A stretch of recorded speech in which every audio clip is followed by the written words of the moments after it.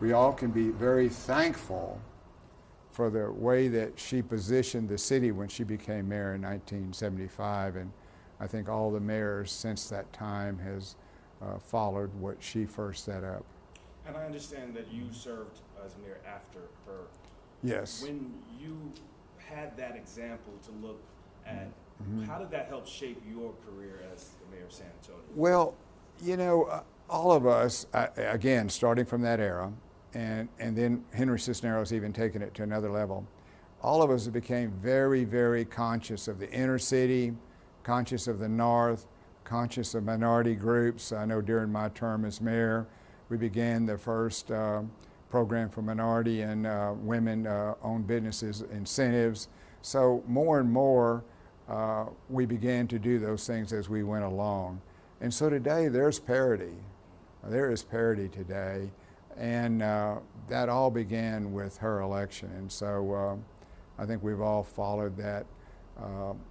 Civility, many times today, we don't see that at the national level. We don't even see it at the state level sometimes with all the terrible things that are said. Civility is important. Civility is not a sign of weakness. And how we act as politicians has a big impact on everybody else. And society can go the wrong way without it. She showed us how to do it on the local level.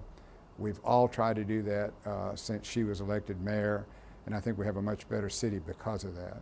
For folks that might be newer to San Antonio or weren't here as part of the legacy, can you list off some of the physical things that people see day after day here that she at least had a hand or was at the forefront of making a part of the San Antonio landscape? Well, you can start back with Hemisphere in 1968. Well, she was a council member then. If you see the Lila Cockrell Theater that's part of there, the convention center.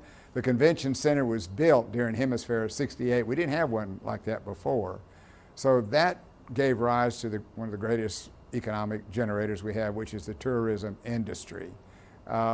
She has always been very effective in economic development. She had this positive attitude. You know, I don't remember, I mean, I was in the race with her when I became mayor after her second term, but it was always a congenial way of looking at things. Didn't have that vindictive spirit that a lot of politicians have. She just set a tone that, you know, is hard for all of us to match. When was the last time you saw her? I saw her probably 2 weeks ago. I believe it was at the Museum of Art dinner. Well, And she was fine. What is she, 97, I think? And, you know, we'd sit down, and I think we were at the book festival one day and sit down and talk about the book she wrote and the book I wrote. And let me tell you, her brain was going as good as anybody that was 20 years old. I didn't see her for the last week or so, though. And, but she led a great, productive life and beautiful life, which all of us would hope to emulate, but she did it.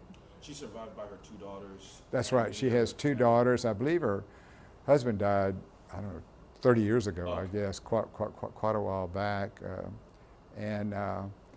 But, you know, she just continued to be active. Like I say, we were at a San Antonio Art dinner. Judge, you talk a lot about how important she was for the city. Tell us about how important she was for you. I mean, you've had this relationship, like you said, almost 5 decades with this woman. Yes, it is. It's been that long. You know, you stand here today and you say 50 years. It's almost like yesterday.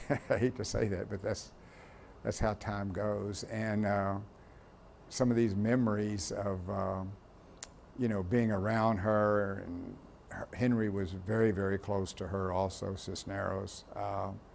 It was just I learned more from, I would say, from Lila and Henry Cisneros than I learned from anybody else about how you should represent a community.